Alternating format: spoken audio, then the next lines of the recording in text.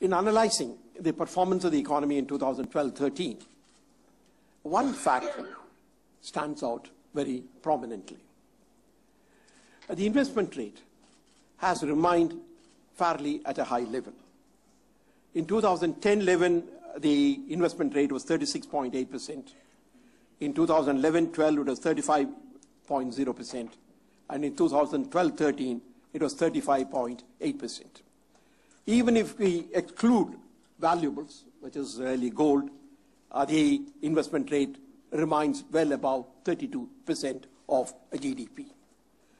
With the incremental capital output ratio of 4:1, which is the historic figure, that is the figure that you can derive from the past, we should have had a much higher rate of growth. Therefore, the dip in output growth is much greater than what is warranted by the dip in the investment growth. And that essentially means that we are not getting adequate output out of the capital invested. And it is therefore in this context, speedy implementation of projects will enable us to achieve a higher growth.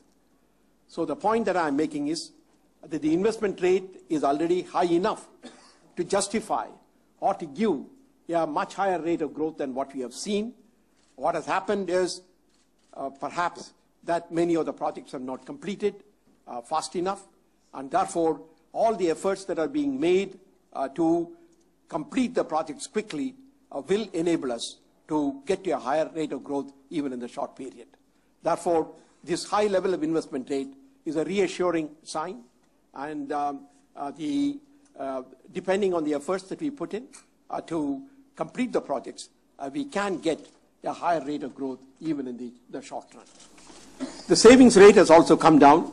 The estimate for 2012-13 is around 30.8%. There have been many reasons for it. There has been an increase in the dis-savings of the government. The corporate savings have also not been high enough because of the declined corporate profitability.